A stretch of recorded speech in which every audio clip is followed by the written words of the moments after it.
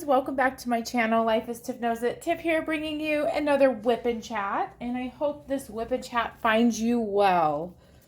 Yes, I'm filming this on a Saturday afternoon, so I have reached my personal goal of filming this earlier in the weekend. Sometimes it's a challenge based on how busy my weekend is, and I don't know if you're like me, but some of my weekends have been pretty busy. But this has been a very chill weekend. It is going to be more chill than what I planned it to be, which I'm actually totally okay with because we've had some busy weekends lately and I am ready to just do some relaxing. So this kit I've been working on for about a week now. You can see the progress I've made on it.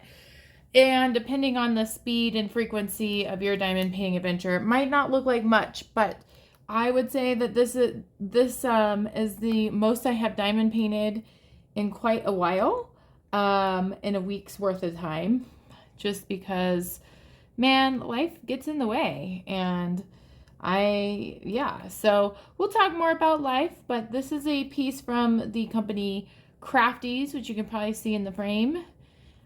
Craft Ease, I've ordered 3 kits from. This is the second kit I've worked on. The first kit is one of my favorites, honestly. It had a crystal drills in it, and it was this really cool canvas with a deer on it, and it's currently hanging in one of my bathrooms, which I guess is kind of a weird place to hang a diamond painting, but it looks good. It looks really good. This type of kit, I will say, is not like super luxurious like you'd find with other companies like Diamond Art Club, but it gives you what you need, and that's fine by me. Totally fine by me.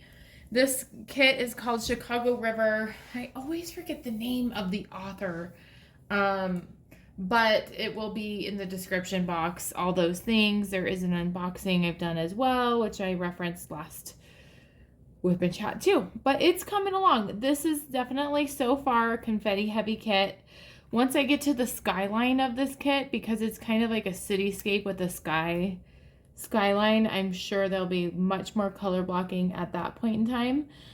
And I'm honestly really liking the confetti because the color scheme's so beautiful. It's like a beautiful rainbow, and I'm excited to see what it looks like when it's completed, because currently I cannot comprehend at all like what this is supposed to.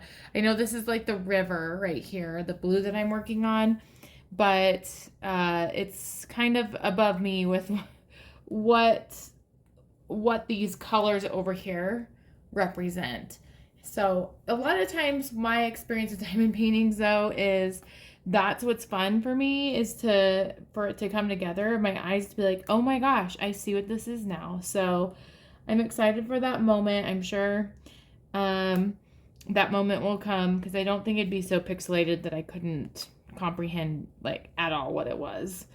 So with all these colors, it's going to be I think it's going to be a really beautiful finish. So that's the kit I'm working on. I've also been like really looking at some kits for drills and chills, which I know I mentioned last time. I did find this kit that, I don't know, I searched it instead of like going for fall themed. I searched Halloween, even though I definitely I am a person that I want to have a canvas that matches all seasons so I can hang it up year round. But I found this really cute kit on Diamond Art Club, and it's 3 pumpkins stacked, and it has like a black background and like this starry effect. And I am a huge fan of like silver and gold stars with a black background, so it is likely that is my that is a contender for drills and chills. So I don't know. At this pace, maybe I could finish this by October 1st. It's August 21st now, so that gives me like 40 days. I completed all the way up to here today because my daughter is sick today, and so it's been a very lazy day. She developed a fever yesterday, and I guess I've been pretty lucky in the fact that I have a 4-year-old who really, I think, has a strong immune system. My husband and I were reflecting on how frequently she's been sick before, and it really has not been much at all. So, this is like the second time I've remembered her having a fever. And it is kind of a higher fever. She's at 100. She was at 102. It's going down. It seems to be like going up and down, up and down. So we're definitely monitoring it. She definitely is being lazy and lethargic, doesn't feel good. Trying to convince her to take a nap, but the convincing is not working. So we're just letting her just have a day, lay on the couch, watch some TV and shows, relax, drink a lot of fluids, all the things for being sick. And I don't know, I guess I'm like holding my breath. Is this contagious? Like, is it just a matter of time before I feel sick? And I don't know about any of you, but when other people are sick, I psychologically become sick, where I think, oh my gosh, my stomach hurts. I'm definitely getting sick, when really it's just my stomach hurts because I haven't had enough water, or you know what I mean? So I'm definitely playing tricks on myself. Am I actually sick like my daughter, or is it me just worried about being sick? And I guess I really didn't expect it to come so soon, because she's just been in school for under a week, but hey, germs are out there for sure. So speaking of her being in school, I do want to talk about, it was her first week of preschool. I'm so, it's like I think a very monumental time. Like, there was a milestone that was crossed last week. And, you know, I thought it'd be like a really big deal for Denise, and she did so well. It was very anticlimactic. I can never say that. Anticlimactic? That sounds really weird. Because, yeah, we walked her to school, my husband and I, and it was fun. I love elementary schools when they have a culture of the first day with like music playing. They had this really big like welcome back signage in the grass, where it had like letters in the grass. They had their mascot out, which I thought was really cute.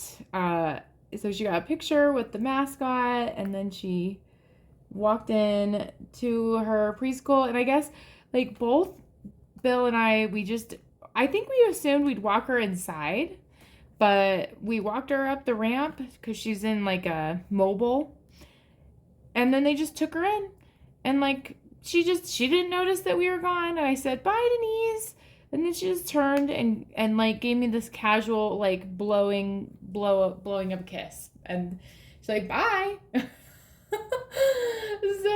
it was so good. I'm so glad that it went so smoothly for her. Like, the transition went very, very well, for everyone. And I think we were all really tired because Denise had to get up earlier. I actually got up later, but I didn't really sleep very well. So it was definitely a day where, there's just a lot going on, but it really wasn't, there's a build up for something that really didn't need to be built up. She also likes preschool, like not complaining about it. So I'm so happy. I think that going to school, she went to a couple like daycare, like more like summer camp type classes this summer. And I think that really prepped her. So yeah, that was a big milestone that is done.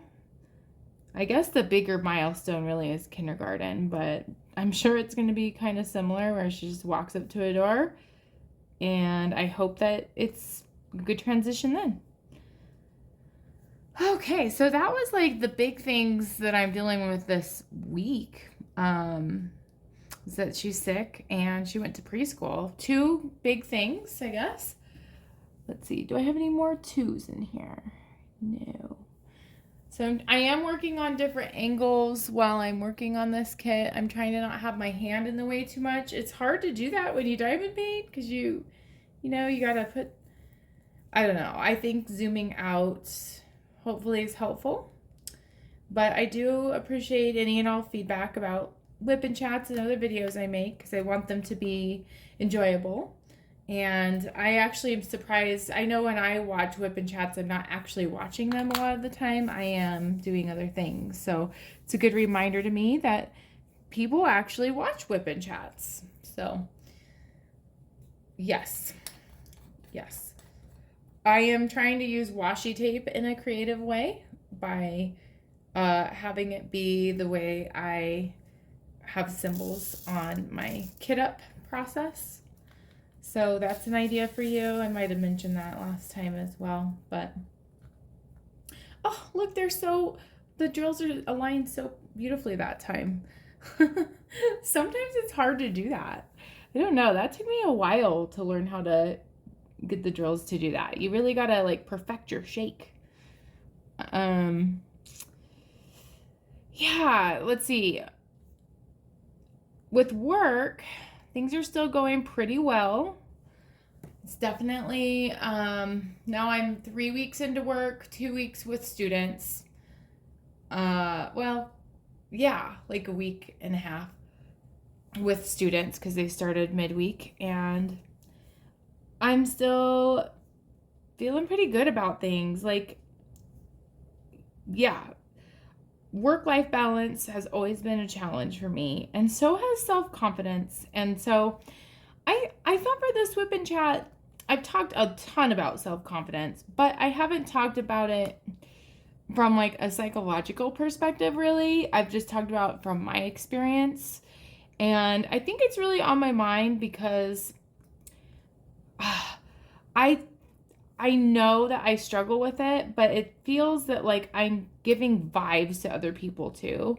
Like I'm not good at hiding that I'm struggling with self-confidence because I had someone tell me to stop doubting myself. And this is a person that doesn't know me very well.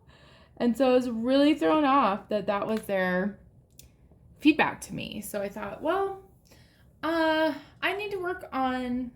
need to continue to work on building my confidence up. And it just got me kind of researching the concept of self-confidence and kind of like theories behind it. Because I've learned a lot about it, but I'm rusty on it because I haven't been in school for coming up on like 9-10 years. So I was just reading an article and I thought it'd just be interesting to share. I will try to link the article in the description box below too. But there's a lot of research behind like the concept and the constructs of self-confidence and what it can be defined as and what elements play into it. And I think most importantly, like what can you do or what can a person do to raise their self-confidence? And I jotted down some notes because I'm a nerd. And I figure, if it's something on my mind, maybe it's something on your mind too. But there's actually different types of self-confidence. And I knew that, but it was a good reminder. There's like 3 main types where there is task-specific self-confidence, where you feel confidence in your ability to perform like a specific task or a skill. So a lot of times that's like linked to someone's job. Doesn't necessarily need to be, but like skill sets can be in our personal lives and professional lives for sure. And so how we feel about the skills that we have or lack can absolutely impact how we feel about ourselves. And then there's also just more of a general self-confidence, where it's like your overall confidence in yourself that encompasses all your abilities, but not necessarily just with one skill set or a subtype of skill sets. And I would say that generalized self-confidence is very much tied to your self-worth, which your self-worth is just how worthy you feel you are. And then the third type of self-confidence is situational. So your confidence varies depending on the situation or like a certain context. Like it could be like public speaking or certain social constructs. And I think the type of confidence that I've been struggling with is absolutely the third one, where it really does depend on who I'm around, and what social situation it represents for me. And I find that just very interesting that it's so much based on our perceptions that are not always true. And something that I tell students that I work with, and I tell myself all the time, is don't believe everything you think about yourself, especially if it's negative. And that's just a good reminder that I just wanted to like throw out to the world. The other thing too that been a lot of research on by someone, his last name is Bandura. I think it's Albert Bandura. It starts with an A. But it's this concept that's different than self-esteem. It's called self-efficacy. And self-efficacy is defined as an individual's beliefs in their capacity to influence the events in their lives.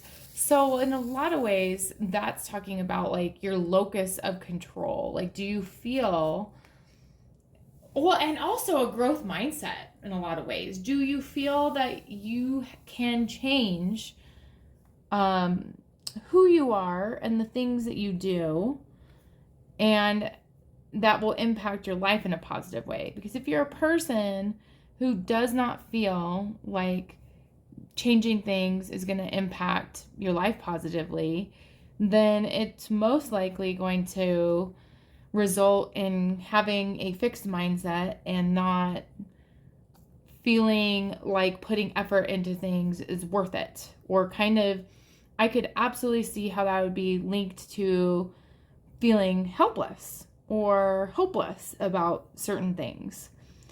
And I think all of these are just really interesting concepts that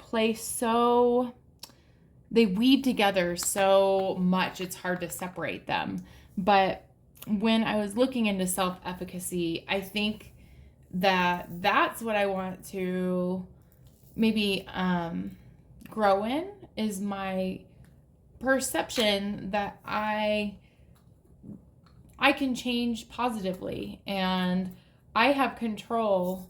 Even though there's a lot of things not my control, I can control outcomes to some extent that are related to confidence and skill sets. So yeah, all these things. And then it kind of led me to the part of the article I was most interested in is the ways to increase self-esteem. And a lot of these I do, and I'm sure you've done, but I thought it was just a good review. So the first one, it talked about this idea that we absolutely give off vibes to other people about how we feel about ourselves. And one way we do that is in our posture. So standing confidently or sitting up straight can absolutely help us believe that we're confident and give other people the perception that we feel confident in ourselves. And that's such a good reminder. I don't really reflect very frequently on my posture. Like right now I am, and it's not great because of my diamond painting setup, but that's different, right? But I think that's like a goal that I'm going to have, is that when I am engaging in a conversation with someone, I'm going to try to be more aware of how I stand and sit. And I don't want to slump over because there's so many reasons not to do that. It's not good for your back, all those things. But I thought that was a really good tip, is just being more aware of your posture, sitting and standing. And probably too, that plays into that is our hand gestures as well. And then number 2, practice presence. And that's a different way of saying being in the moment, being mindful. And that's very true.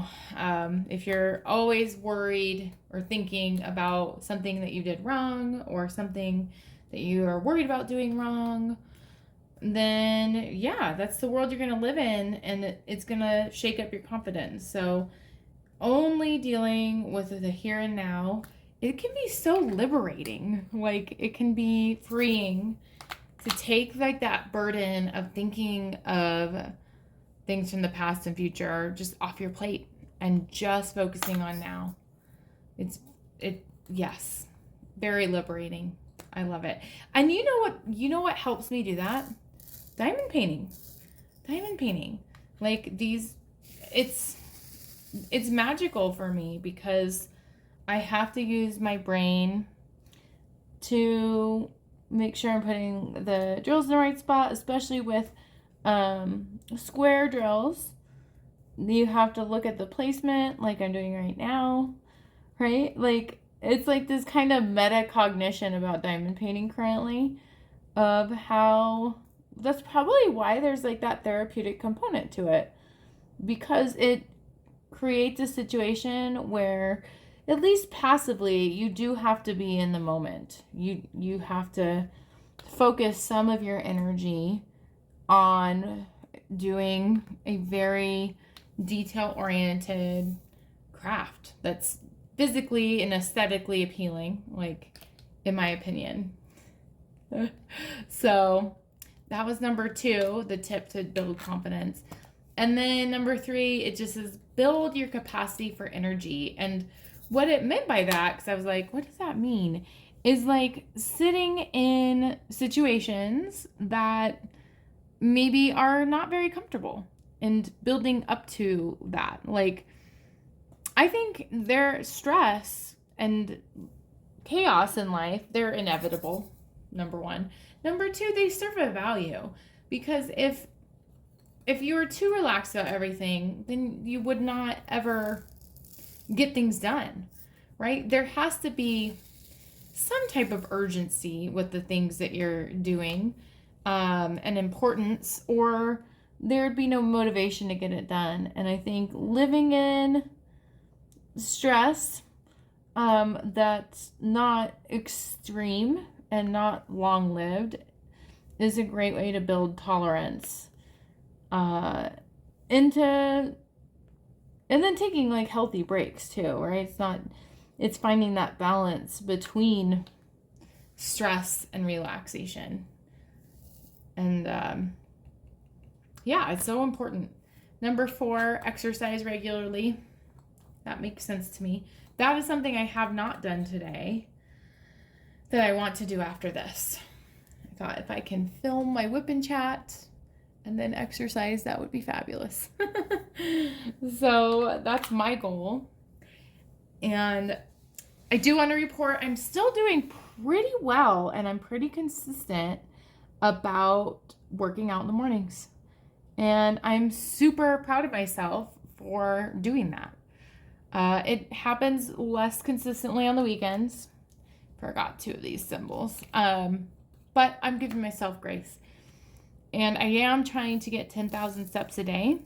It's just a goal that my Fitbit kind of has held me accountable to. It's a tool to hold me accountable, but it's been working out. So this is my motivation to get off my butt after this and go get my steps in. I do feel better after I exercise.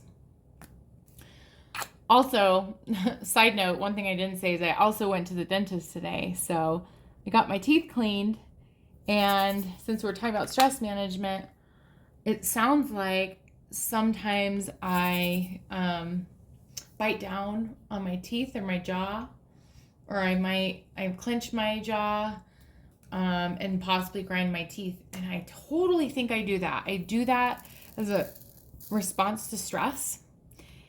And fun fact, I did not realize this, that can be a contributing factor to your teeth being super sensitive to temperatures. Because I have noticed lately that my teeth have been very sensitive anytime I have a cold drink. And I thought, oh my gosh, is that a sign of a cavity? And I don't have any cavities, but I do notice that I bite down on my jaw. And the way that the dentist described that was that, like, we don't realize that our mouths, when our jaw is extremely strong, and our teeth do amazing things because it's hundreds of pounds of pressure to chew food sometimes and to like bite down like that. And that's just the teeth's response is to feel more sensitive to temperature. So fun fact, if you did not know that, I learned that today from my dentist. Sorry, that was a little bit of a tangent, but number 4 was the exercise regularly. Number 5, visualize and imagine confidence. And I don't know, that one sounds like slightly cheesy to me, but I think that there's something to that too. Like when I imagine what it would look like for me to be confident, like I have like a clear picture in my mind, or kind of just like ideas in my mind of what that would look like in the realm of like my professional life, for sure. And whenever I think that, it brings a smile to my face, and it also reminds me of how far I've come. Because even though I say right now confidence is a struggle for me and people give me that feedback, I think I have actually grown immensely in confidence. And so, am I great at it? No. Have I come a long way? Yes. And my self-worth has as well. But it's important to visualize what would be different in your life if your self-confidence grew. So these are all, I don't know if anybody's even interested in these, but I find them interesting, and I'm all about self-improvement and self-care. And so hopefully some of these are helpful for you. Number 6, give yourself permission to be in the process and take risks and make mistakes. That's so true. You can't make progress in life without taking risks. I believe that. I believe that maybe risk taking looks different in every situation and for every person. But to get better at anything, or to take a chance, or to do something new, like switch up your career or learn a new skill. It's kind of like that cliche, no pain, no gain. But that's true. And I think sometimes we feel in the process of self-improvement that we have to do it flawlessly or with perfection, or we're doing it wrong, or we're not succeeding at our goal. And I think that's just completely false. And that's just like it can turn into a self-fulfilling prophecy of failing when we do that. And sometimes I have done that. So this is your reminder and my reminder to give ourselves grace. And even maybe for me, it's like the fact that somebody told me, stop questioning yourself. Like, I need to give myself grace that someone said that to me, because I don't want to be a person that beats myself up for not having enough confidence or not portraying it. I don't know if that makes any sense at all. But yeah, someone noticed that, and what a great opportunity to change. And it's not because I suck. It's actually quite the opposite. It's because I care so much. I want to succeed so badly. All right. Number 7, clarify your goals. That is a really good point. There's so many ways to clarify a goal. Maybe it's like any goal I've learned needs to be, I think of SMART goals. SMART goals, if you've never heard of the acronym, are, man, do I know all of the things that SMART goals stands for? Needs to be specific, number one. That's the S. So if it's not clear, you're not going to be able to reach a goal. If you're like, I might want to do this, or if it's very vague, like I want to go to the moon on a Tuesday, right? That's definitely not a SMART goal. It's not specific. And then M in SMART stands for measurable. And I think that's where sometimes I go wrong, is my goals, they're specific, but they're not measurable. Like, how do I measure, or how do I know that I've reached a goal? Especially if it is emotionally driven, right? Is that a scaling question? Is it through journaling? Is it like, how do I measure that? And then A stands for attainable. Can you actually, is it realistic? Attainable and realistic. I'm going through all of them. And then T, timely. Can you do it? Do you have a timeline that actually makes sense? Like, there's no way I could get a master's degree in 1 week. So if my goal was that wouldn't be timely. But those are ways to really make your goal, like, clarify it. And I think for many times I've needed to clarify a goal, and I don't take that time to do it. And my goal in my job, it's changed a lot. I think the goal for me personally, when I'm thinking about work-life balance, is to get enough rest to be the best at my job I can be, instead of I need to be the best at my job I can be, and the thing that I'm sacrificing for that is rest. I think rest and resets and self-care is the only way to be good at my oh my gosh, I thought I was filming for like probably 10 minutes more when I realized this has not been filming. But what I was saying is, self-care is like the only way for me to be able to achieve what I want. And I don't know, people have told me that before, but it's so true. Like, I don't know, taking care of yourself and enjoying life and finding joy, like, that's my clarified goal. My clarified goal is not like that you have to work hard to deserve enjoying, like, your life. You have to enjoy your life to have the energy to work hard. So I don't know, clarifying goals is important. Number 8 is saying, speak well to yourself. And yeah, I think the first step to doing that is recognizing situations and times where you don't.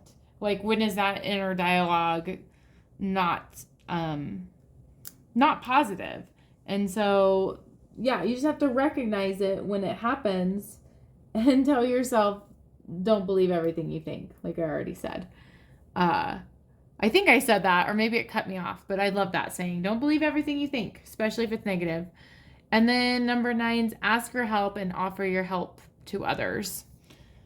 Absolutely. I mean, life is not meant to do everything alone and by yourself. And we have to, like,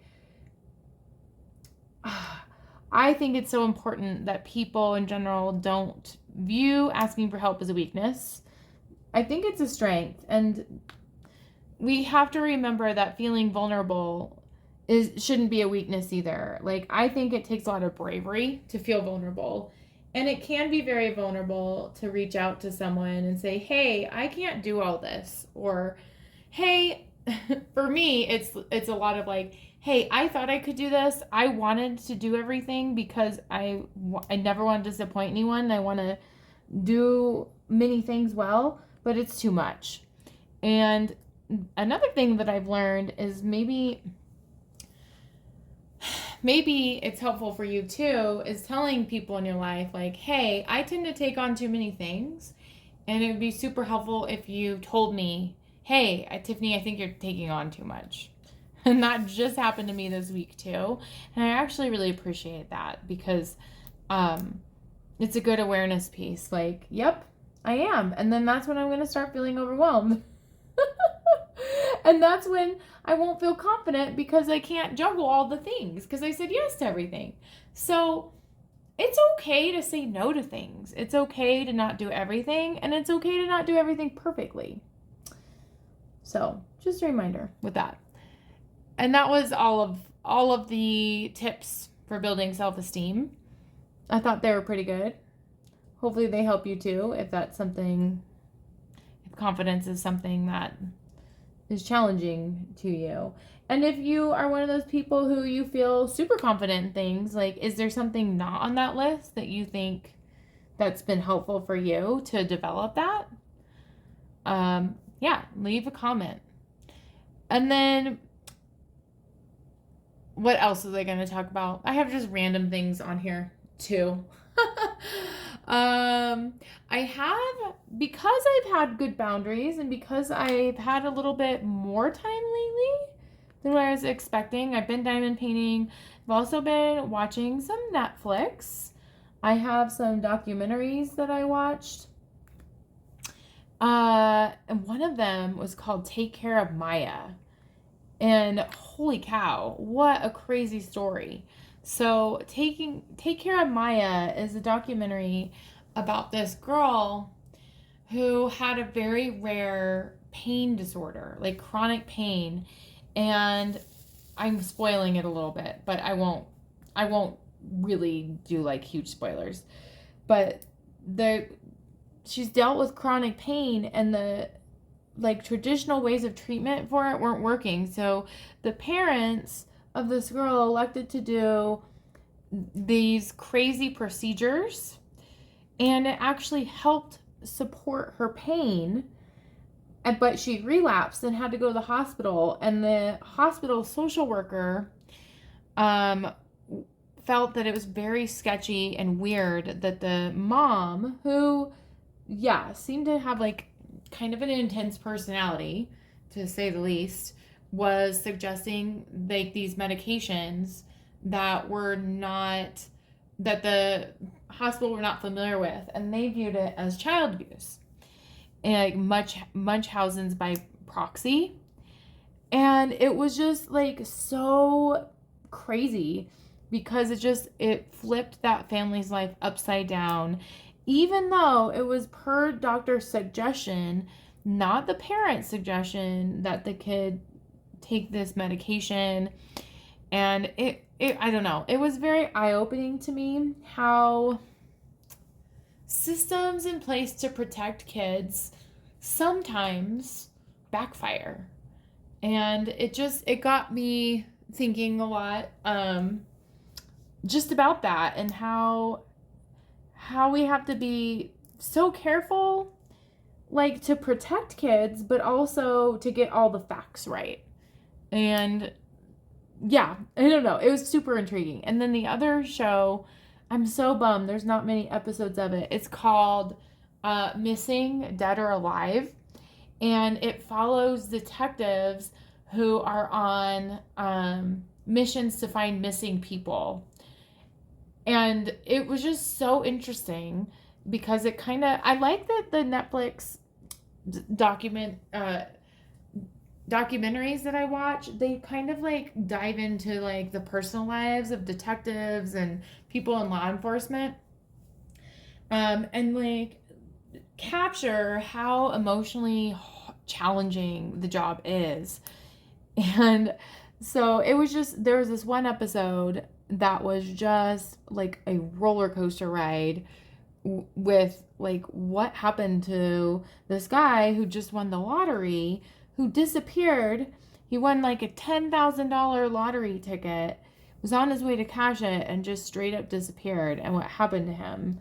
And I will spoil this episode. So he never cashed it because he chose to get high on meth, and then hallucinated, went across a really busy highway, and then unfortunately passed away of an overdose in the middle of a forest. But like, it was just like so bizarre, and like I really liked how it unfolded because it did it in real time, and it's just documenting, like, not after the fact, but just like what it truly is like to try to unsolve a mystery. And thankfully, a lot of them, they were positive endings, so it wasn't just like super gloomy like that. But I highly recommend that show. Missing, Dead or Alive, super good if you're into that type of thing. And I really liked that there was that positive sense that not everybody was dead. Yeah, and then the other thing too, like, I just was like reflecting on like the random ads that I get on Facebook. I got the weirdest Amazon ads for food. And I did not realize, like, I knew you could buy certain food items on Amazon, like pantry items, but they just had the weirdest stuff on there. And I'm totally going to get more ads because I'm sure it like calculates how much time you actually look at the ad. Like, I was looking through all the different ads, so I'm going to have even more. But they make pistachio butter. Did not know that. I'm intrigued by that because I love pistachios. They make mushroom flavored popcorn. There's candy that you can get like boxed up and packaged as a gift based on the year that someone was born. So all the candy that was popular at that time. And then they have filet mignon steaks that you can get on Amazon. Like, what? Like, not, didn't look like through Whole Foods or anything like that, but like just through Amazon. And then, yeah, those were the big ones. And then just a lot of like boba tea, which that sounds really good, actually. But I don't know. I thought that was really random and funny. I did want to update you all with the kitchen. There's really not much of an update. I don't know. I guess I'm trying to build my empathy and give people slack, but it just seems very slow moving. Like, we got our kitchen or our whole house measured. I'm not sure why. They don't want them to restain our whole floor because that would be a lot.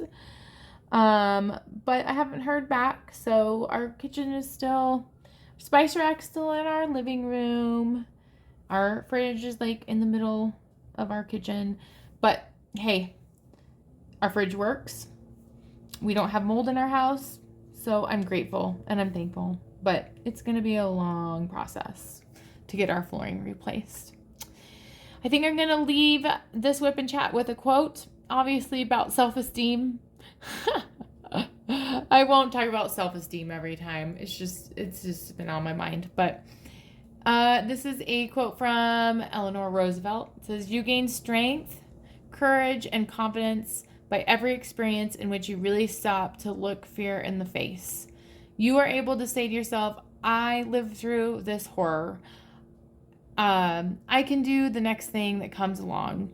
You must do the thing that you think you cannot do." And that's so powerful. I love that. I love that so much. Because living in fear and running away from things that are hard, it doesn't work. It makes your fear get bigger and bigger. And if we allow anxiety or stress to dictate our life, then we're telling anxiety and stress that that's okay. And then the stress builds and the anxiety builds. And that's not healthy.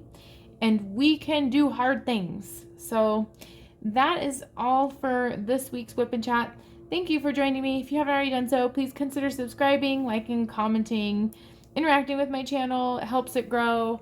My goal this year is to get to 500 subscribers by January 1st. And we are halfway through the year, and I'm at 415 subscribers currently, so I'm not far away. Can you help me with that? Can you please help my channel grow by doing all those things that I just listed? That'd be super helpful. Thank you so much. I will see you in next week's Whip and Chat. Hope you have a great week. Bye.